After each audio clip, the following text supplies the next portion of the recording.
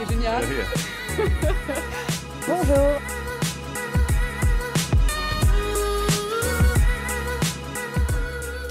Il s'appelle Pierre Lebeau et il est à la tête d'une start-up française qui a pour ambition de révolutionner notre maison grâce à un robot multimédia. Et on est très heureux de l'accueillir aujourd'hui au Figaro. Bonjour Pierre Lebeau. Bonjour Charlotte. Merci d'avoir accepté notre invitation. Vous n'êtes pas venu seul aujourd'hui puisque vous êtes venu avec le fameux Kicker. Comment vous définiriez cet objet assez surprenant? En fait, c'est un robot multimédia. Ouais. Et l'idée de base, c'était vraiment de simplifier l'expérience multimédia et technologique au global de la maison. Donc plutôt que d'avoir des objets fixes, des téléviseurs, des enceintes, des capteurs, des caméras, dans toutes les pièces, qui sont un peu encombrants, chers, assez compliqués à paramétrer, là, en fait, c'est une solution plus globale qui se déplace avec nous à la voix. Bon, on va le voir tout ça. Mais vous qualifieriez cet objet donc de robot, pas juste d'un ordinateur mobile ou bien... Je ne sais pas, moi, d'un... Non, il y a vraiment, dans l'aspect de robot, qui est une définition très large, Oui. Il y a une notion d'intelligence et d'autonomie. Et on a travaillé énormément sur cette partie d'intelligence artificielle, de mouvement et de compréhension automatique. C'est pour ça qu'on l'appelle robot. Comment vous est venue cette idée de synthétiser, comme vous dites, l'ensemble des supports multimédia qu'on a à la maison en un seul œuf, on va dire, puisque c'est à ça que ressemble Kicker? Oui, c'est organique pour être plus justement en lien avec la maison qui est plutôt en rondeur, en douceur, un peu un aspect cocon qu'on voulait en rupture des rectangles plastiques qu'on connaît aujourd'hui. La raison, elle est venue très simplement en emménageant dans un nouvel appartement, en ayant à mettre plein de branchements de fils et en se disant que c'était pas possible, que c'était trop compliqué. Et en regardant aussi son téléphone avec son smartphone qui est en fait une incroyable combinaison des anciens objets qu'on avait avant, en niveau personnel. Mais il n'y avait pas d'équivalent dans la maison, c'était toujours encore très multiple et coupé. Donc on a voulu tout intégrer et puis créer la technologie de demain, Ouais. où tout à coup on n'est plus uniquement à aller la chercher et à être un peu son esclave, mais c'est plutôt C'est l'objet lui. qui vient à nous, Exactement. en fait, qui nous suit. Donc, en fait, il n'y a plus de fil, il n'y a plus de câble. De quoi est capable cette machine, en fait? Donc oui, plus de fil, plus de câble, il va charger tout seul, Ouais. donc une vraie indépendance. Il est capable de nous donner un grand écran où qu'on veuille, sur n'importe quel mur, plafond, il est capable d'orienter ça. Il a un système sonore extrêmement puissant à l'intérieur. Pour écouter de la musique dans des très bonnes conditions? Exactement, donc c'est un système 4.1 qui est vraiment, il donne une très bonne définition sonore. Et tout ça dans toutes les pièces. Donc on lui dit, va dans la chambre, va dans la cuisine le matin, on met la radio. Il peut le faire tout seul.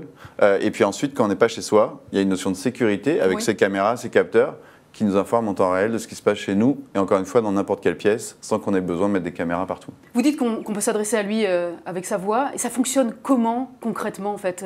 On lui parle ou bien on agit avec notre smartphone ou notre ordinateur à distance? Qu'est-ce qui se passe? Alors les deux, quand on est près de lui, on va pouvoir lui parler, on l'appelle par son nom, et Kicker, Ouais. et là il va nous écouter, et on va lui donner des commandes, un Un peu peu comme Siri dans sa voiture, c'est ça? Voilà, d'une certaine manière, et des choses qui sont un peu spécifiques. C'est pour dire, va mettre la télévision dans la chambre, et à ce moment-là, il va aller dans la chambre, et il va se souvenir de l'endroit où on aime bien regarder la télévision, et il va allumer l'écran, le projecteur, et du coup, c'est beaucoup plus de simplicité. Et quand on n'est pas chez soi, depuis son smartphone, une application qu'on télécharge avec le produit, à ce moment-là, on peut aussi lui faire les mêmes choses et regarder à travers les caméras, se déplacer chez soi dans toutes les pièces. Vous dites qu'on l'utilise avec un téléphone, on peut utiliser n'importe quelle marque de téléphone. Si on est sur Apple, par exemple, ça marche aussi? Oui, que ce soit un téléphone Apple ou un Android, donc tous les Samsung, LG, etc. Et on a aussi une version qu'on développe pour les ordinateurs, donc depuis son navigateur Internet, se connecter dessus et faire la même chose. Vous dites qu'il n'y a plus de câble. Vous avez, je crois, fait allusion aussi à sa recharge. Ça veut dire qu'il s'adapte à n'importe quelle solution de recharge. C'est-à-dire qu'on a un bloc de recharge dans un coin où il faut le brancher avec une prise spéciale quand on l'emmène avec soi quelque part. Comment ça marche? Oui, voilà, on fournit forcément sa base de recharge qui est vraiment très discrète et toute petite qu'on va brancher sur une prise électrique normale. Et lui, il va venir quand il en aura besoin. Il va remonter dessus, se charger. C'est son pas de tir, quoi, on va dire. C'est sa maison. C'est sa maison, Voilà, il sa revient à niche. sa base, sa niche. Exactement. C'est vrai que vous le comparez souvent à un petit chien. Il fait partie intégrante de la famille. Il est utile à tous les membres de la famille, des adultes jusqu'aux enfants. Exactement. C'est aussi l'ambition que vous aviez de créer un produit collectif, on va dire? C'est l'essence même, c'est la partie collective qui, pour nous, en termes de nouvelles technologies, a été très délaissée en faveur des objets personnels, du téléphone aux montres, voilà, tout ce qu'on... Donc là, on est très très bien équipé, mais à la maison, on est toujours avec une télévision et des enceintes et un système qui n'a pas fondamentalement changé depuis 50 ans. Et là, on est vraiment là dans une volonté de dire l'esprit et la technologie collective, elle peut être autre chose que ce qu'on connaît aujourd'hui. Ce qui est intéressant, c'est que on fournit les mêmes, on va aller chercher les mêmes besoins, c'est-à-dire regarder un film, écouter de la musique, c'est ce qu'on veut en fait.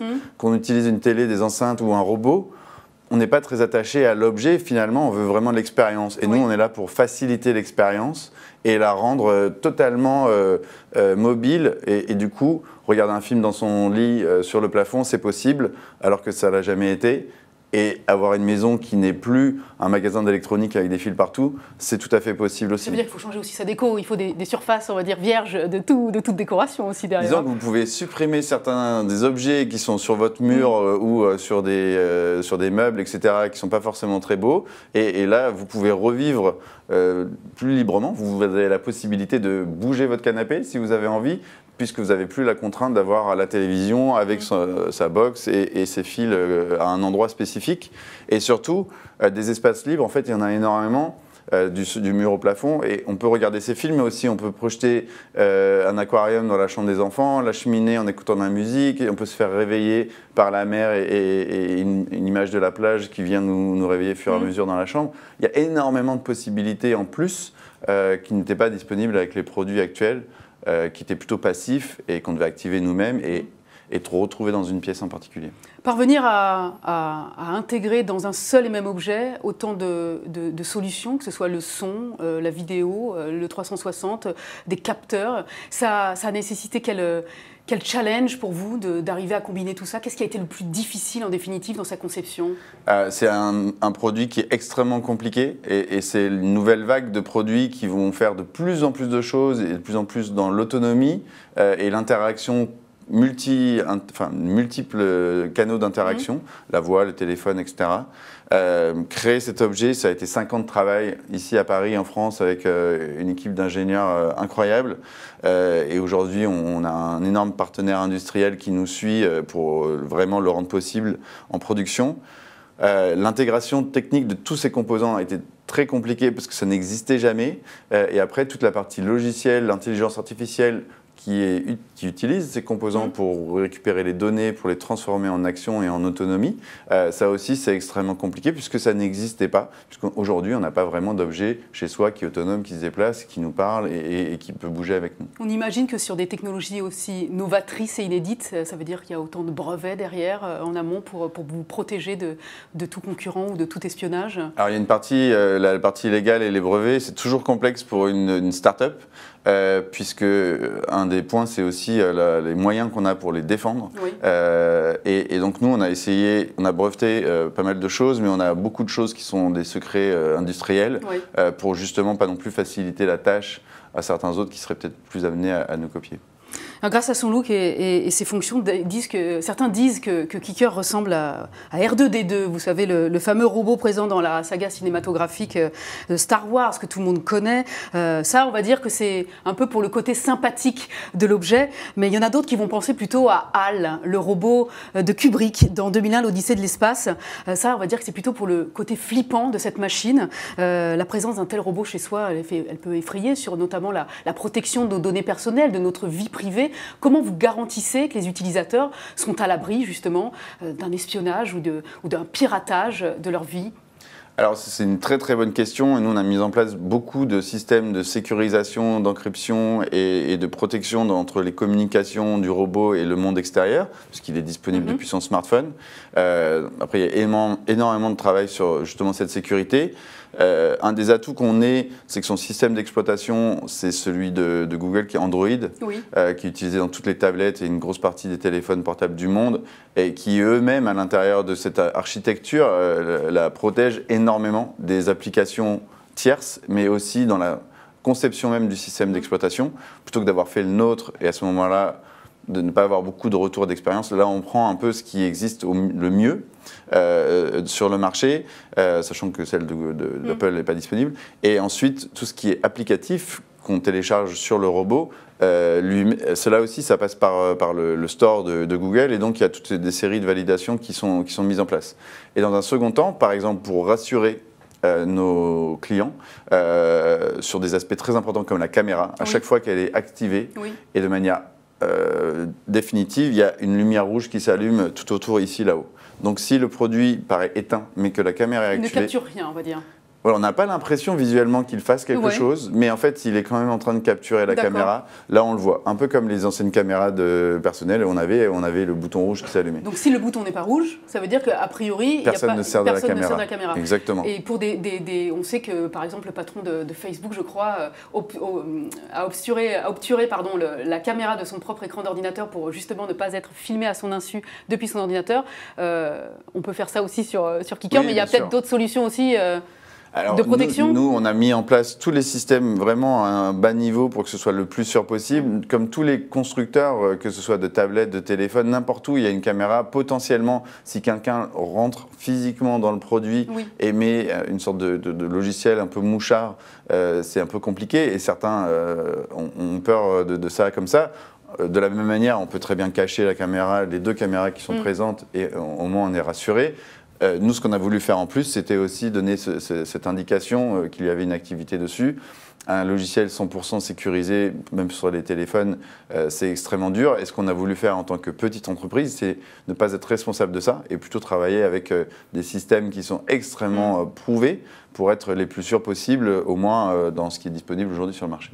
Alors c'est un robot qui est destiné en priorité, on a bien compris, à tout un chacun, aux particuliers. Est-ce que des entreprises montrent déjà leur intérêt pour cet objet? Est-ce que ça intéresse le monde professionnel? Exactement. Et pour quelle raison d'ailleurs? Pour quel objectif? En fait, oui, en effet, on a imaginé ça pour que ça vive vraiment dans la maison, mais en fait, ce qu'on disait tout à l'heure, c'est vraiment l'aspect collectif. Et dans un bureau, dans une entreprise, on a des collaborateurs, on fait des présentations, on fait des vidéoconférences, on communique, etc. Donc cet objet, il a aussi il a une vraie utilité dans le monde de l'entreprise pour ces choses qu'on fait tous les jours, mais qui sont souvent assez compliquées, parce qu'on n'a jamais le bon projecteur et l'écran ne marche pas, on n'a pas le bon câble, et voilà, c'est toujours très complexe, et on le sait tous. Et là, on pourrait très bien potentiellement réserver sa salle de réunion et le faire venir avec, ou le prendre juste dans un petit coin de le bureau et faire une petite présentation sur n'importe quel support, ou une vidéoconférence, etc. Donc c'est vraiment, tous les environnements collectifs peuvent être intéressés, même pour de l'événementiel, puisque le son est vraiment très fort, on peut faire des animations de manière très innovante. Kicker a lancé sa commercialisation, là, vous l'avez lancé il y a quelques jours à peine, après plusieurs années. Vous parliez de 5 années consacrées à sa conception et son financement. Pourquoi ça a été si long? Parce qu'on s'étonne, 5 années c'est long, et peut-être même c'était plus, entre l'idée que vous avez eue de départ et le fait qu'aujourd'hui on puisse l'acheter. Combien de temps s'est passé? Vraiment 5 ans? Non, c'est vraiment un petit peu plus de 5 ans entre l'idée pure mais en gros la société a été fondée il y a 5 ans. La première année c'était vraiment d'exploration tout seul, faire des prototypes et des choses comme ça, et puis après on a vraiment accéléré. Pour revenir justement à la durée, c'est que déjà on avait des petits moyens d'entreprise, donc on pouvait aller pas plus vite que la musique. Et ensuite, il y a une vraie complexité quand on prend tous les composants, que ce soit la vidéo, le son, etc., le mouvement, de trouver les bons fournisseurs.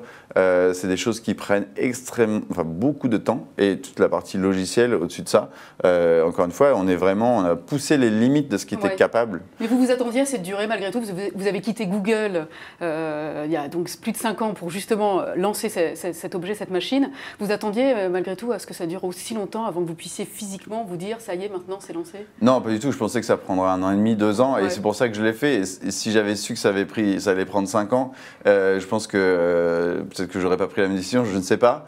Ce qui est sûr, c'est que depuis ces 5 années, depuis le début, en fait, quand je commençais à en parler tout au début, il y a toujours eu une sorte d'enthousiasme et d'intérêt sur l'idée, le concept. Et après, il y avait énormément de difficultés et qu'on a réussi avec beaucoup de chance, beaucoup de détermination et surtout beaucoup de talent dans l'équipe à passer pour en arriver là aujourd'hui. Et en effet, on a lancé lundi. On est au BHV à Paris pendant jusqu'au 22 octobre, je crois. Vous êtes exposé dans l'entrée du magasin à Paris. Quel sentiment vous anime aujourd'hui de voir que cette machine va être achetée par les gens que vous visiez, par les gens qu'on voit dans la rue? Ça vous procure quel sentiment que vous et vos équipes ayez travaillé, pas pour rien, mais pour obtenir aujourd'hui quelque chose de très concret et qui séduit beaucoup? C'est assez phénoménal, on est très très heureux forcément parce que c'est vraiment une fierté de pouvoir être capable d'avoir créé quelque chose et de le voir concrètement après chez les gens. Donc c'est beaucoup de plaisir. Maintenant il y a aussi beaucoup de travail encore à faire parce qu'il y a énormément de développement et de possibilités futures. Ce qui est surtout incroyable, c'est en discutant du coup avec ces clients ou les personnes qui découvrent le produit parce que c'est pas un concept qui est très très simple et c'est très innovant. Et il y a souvent un peu des étoiles dans les yeux des gens en disant mais c'est formidable, on arrive à faire tellement de choses, c'est une vraie innovation et on a vraiment… Vous vous sentez moins seul du coup?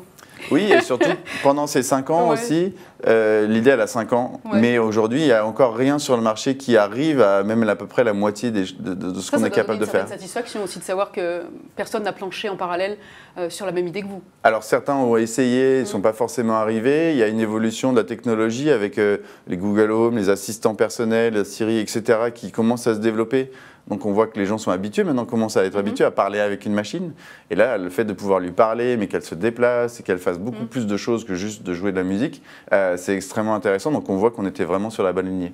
Sur la bonne lignée d'ailleurs, parce que pour parvenir à commercialiser Kicker, vous avez bénéficié de l'appui financier de ce qu'on appelle des business angels.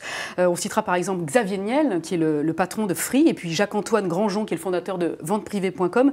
Qu'est-ce qui les a séduits quand vous leur avez proposé le projet? Comment vous avez réussi à les convaincre? J'imagine qu'ils sont très sollicités par bien d'autres projets, bien d'autres startups.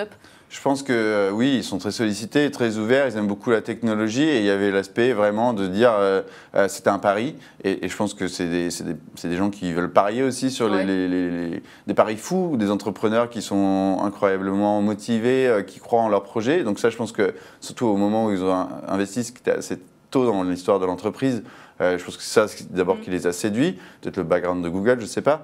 Et ensuite, derrière, de se dire, s'il y arrive, ça sera une belle histoire. Depuis, on a des fonds plus institutionnels et des entreprises qui nous ont suivis, avec le Hardware Club et le groupe SEB en France, qui est maintenant actionnaire aussi, et qui du coup nous aident d'une manière plus concrète sur des problématiques très… industrielle et commerciale. Et donc on est vraiment très content d'avoir aussi Il vous a fait un retour, Xavier Niel, par exemple, sur le produit fini? Non, pour l'instant, je ne pense pas qu'il l'ait encore vu, mais j'espère qu'il l'aura bientôt chez lui. Vous êtes une start-up française, je le disais au début de cet entretien. Kicker a été conçu en France. Vos équipes de recherche et développement sont aussi basées en France. En revanche, c'est un objet qui est fabriqué en Chine, je crois. Pour quelle raison? La raison, c'est aujourd'hui le savoir-faire industriel dans cette partie technologique. Donc, on est très proche de ce qu'on va retrouver dans une tablette, dans un ordinateur, un téléphone. Aujourd'hui, elle est vraiment maîtrisée là-bas. Donc, tous les composants sont là-bas, les usines qui savent faire ce genre de produits sont là-bas. Et on a essayé, c'était plus ou moins efficace. Et par contre, on a un partenariat avec une entreprise qui s'appelle Flex, qui est un des acteurs majeurs mondiaux de l'industrie, qui produit pour Microsoft, pour énormément de grosses entreprises, Sonos, etc. Et donc on a du coup, avec eux, leur expertise pour avoir la capacité de produire en grande quantité et de manière qualitative ce produit. Un coût qui ne soit pas exorbitant? Aujourd'hui, pour s'offrir Kicker, il faut débourser combien? Alors, le prix de vente est 1 790 € sur la version, une première version. Ça reste un coût, mais il y a un condensé vraiment de technologie qui est très important. Au-delà de l'aspect d'intelligence artificielle, il y a vraiment des coûts de composants qui sont élevés parce qu'on a voulu avoir un rendu très qualitatif, tant que ce soit au niveau de l'image, du son, des caméras. Et pour ça, il fallait mettre les moyens. Et Et donc on est très heureux aujourd'hui d'abord de pouvoir avoir le produit enfin disponible en magasin et sur notre site internet. On l'achète où ce produit?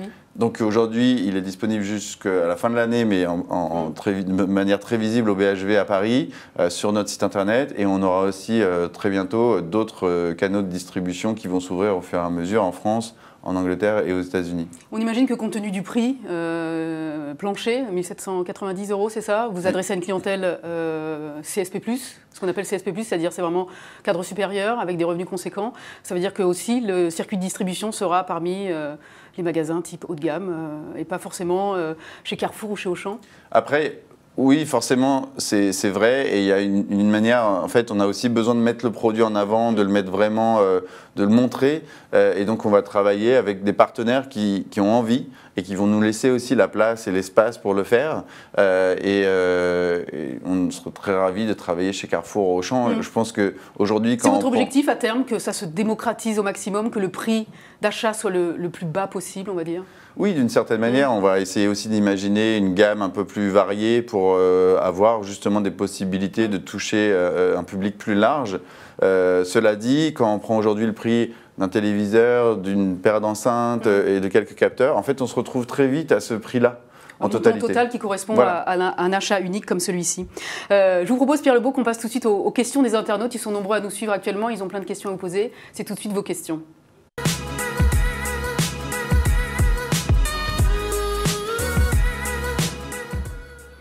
Alors il y a Robert qui nous demande une question très basique. Combien pèse Kicker? Alors il pèse 8 kg 400 exactement. 8 kg 400, c'est quand même assez lourd. Un enfant ne peut pas le soulever, quoi. C'est un pack d'eau. Ouais. En gros, c'est à peu près un pack d'eau, donc on peut le déplacer quand même soi-même. Lui, il se déplace tout seul, c'est l'avantage. Et on a vu, par exemple, même pour des gens dont on ne parle pas forcément très souvent, pour des handicapés, des gens qui sont dans les hôpitaux, qui sont coincés sur leur lit, etc. En fait, c'est incroyablement utile parce que de pouvoir activer à la voix et de pouvoir orienter un produit simplement, c'est assez intéressant. Laurence demande si on peut lui parler en anglais.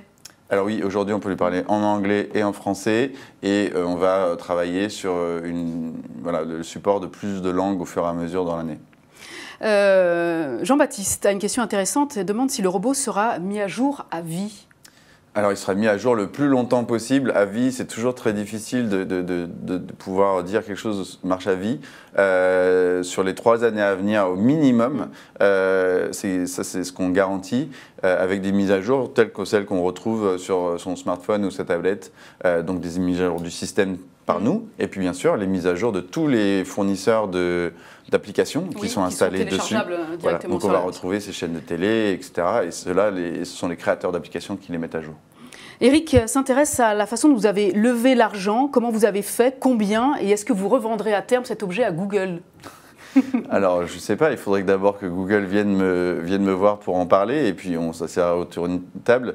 Aujourd'hui, on a levé en tout à peu près 6 millions d'euros pour arriver à faire ce travail et à le mettre en production. 6 millions d'euros, oui. Au total. Au total. Jack, ou Jacques, demande si vous visez la silver economy. Là, vous parliez à l'instant des hôpitaux. Est-ce que c'est une cible, les seniors, que vous allez viser plus particulièrement? Alors oui, c'est quelque chose, en fait, on se rend compte que vous disiez tout à l'heure, c'est pour toute la famille, et des plus jeunes aux moins jeunes. Et en fait, on se rend compte que cette partie de mobilité, de technologie qui nous accompagne, ça peut vraiment être utile pour tous, incluant la silver economy ou les seniors. Et après, on va travailler avec des associations, on a déjà des contacts pour qu'ils puissent adapter les contenus et créer un peu des applications autour de ce robot, puisque le système est ouvert, donc on peut développer très facilement pour l'adapter à tout type d'activité, dont les seniors. Heinrich se lamente parce qu'apparemment il réside en Chine et dit qu'il n'y a pas de kicker en Chine et donc il est trop triste. Pauvre Heinrich. Pour l'instant, oui, le kicker n'est pas disponible en Chine pour beaucoup de raisons. C'est un peu comme les téléphones. On est certifié pour l'Europe et les États-Unis. Et la Chine, c'est un marché qui est très différent au niveau du langage que des règles et des questions de vie privée ou même de stockage des données. Si j'achète Kicker en France et que je l'emmène sous mon bras dans mon sac à dos jusqu'à Pékin et que je veux l'utiliser là-bas, c'est pas possible? Ça marchera. Après, ce sera plutôt au niveau des applications qui ne seront pas forcément toutes disponibles puisqu'il y a pas mal de blocages à ce niveau-là. Ce n'est pas notre faute, c'est même vrai pour les applications en général. Par exemple, il n'y a pas de Google en Chine. Oui, c'est vrai, c'est interdit. Jean-Charles demande, quand on connaît la difficulté qu'ont les robots de téléprésence mobile à trouver leur marché, qu'en est-il de Kicker ? Et justement, je pense que ce n'est pas de la téléprésence. Et la téléprésence, c'était un secteur d'activité très particulier. Il y a une capacité de téléprésence, mais ce n'est pas la seule. Et on a voulu justement se concentrer sur des usages très habituels, c'est-à-dire regarder la télévision, des films, des séries, écouter de la musique. C'est des choses qu'on fait tous les jours. Oui. Et en termes de besoins et de leur d'usage régulier, c'est quelque chose qu'on peut utiliser vraiment de manière récurrente. Alors que la téléprésence, c'est quelque chose qui est peut-être un peu moins habituel et en plus qui coûtait beaucoup plus cher que ce produit. Donc on pense que de trouver un usage vraiment important, ça va permettre aux robots de se démocratiser plus largement. On arrive, Pierre Lebeau, à la fin de cet entretien. Je vais vous poser une dernière question. À quoi ressemblera la prochaine génération de Kicker ? Sur quelle étape vous travaillez pour l'améliorer, le rendre encore plus performant ou encore plus innovant ? Donc il y a une étape de gamme de produits avec des différentes tailles sur lesquelles on va commencer à travailler. Et après, ce qui nous intéresse, nous, plus, c'est l'interaction entre l'homme et la machine et la capacité de la machine, in fine, de devenir de plus en plus proactive, de nous proposer des choses, de nous connaître, de nous comprendre pour mieux nous servir. Pas pour mieux nous espionner, mais vraiment pour mieux nous servir. Et c'est là, avec les assistants qu'on voit de plus en plus, je pense que c'est vers là que va la technologie. Et on travaille, nous, on va travailler là-dessus avec beaucoup de détermination parce qu'on y croit vraiment très fort. Faire en sorte que la vie soit simplifiée grâce à la machine et pas complexifiée. Vous êtes une start-up française, vous résidez en France, on l'a dit. Vous avez quand même ouvert un bureau à San Francisco. Emmanuel Macron souhaitait que les jeunes start-up françaises restent en France et se développent en France. Vous n'avez pas l'intention de retourner vivre aux États-Unis avec votre entreprise ? On est très content d'être en France et moi j'ai été demandé d'aller aux États-Unis pour pouvoir le faire et j'étais très bien en France. On a des ingénieurs incroyables qui sont aujourd'hui au cœur du savoir-faire nécessaire, c'est-à-dire les mathématiques pour faire toute cette intelligence artificielle, l'électronique, la mécanique. On a un savoir-faire vraiment très complet et donc on est très très bien ici. Le marché américain est extrêmement important, on le sait tous. Nos activités aux États-Unis, elles vont plus être tournées du côté du marketing et des ventes, puisqu'on doit vraiment adresser un marché là-bas. Et on sera très content de garder cette partie de R&D en France. Est-ce que définitivement et très honnêtement, Kicker ressemble exactement à l'image que vous en aviez à l'origine, à ce que vous souhaitiez vraiment réaliser, ou vous avez dû faire des concessions ? Alors on a fait peut-être quelques mini-concessions, mais encore réellement... Ça a été aussi un des sujets. Je pense que je suis assez obtus et décidé. Et on a vraiment fait ce qu'on avait imaginé dès le départ. Et il y a un document de départ que j'ai écrit tout au début de l'histoire et que lisent tous les nouveaux employés quand ils rentrent. Et on est vraiment dans ça et on est vraiment resté sur ce chemin, sur cette ligne. Et puis j'espère que surtout elle va prouver être une bonne chose et que le produit sera vraiment disponible et utilisé par beaucoup de monde. Le plus grand nombre. Exactement. Eh ben, on vous souhaite beaucoup de succès pour la suite, Pierre Lebeau. Et puis nous, on se dit à demain, évidemment, pour un autre invité. Et en l'occurrence, on parlera de Mars. C'est génial. C'est génial. Bonjour.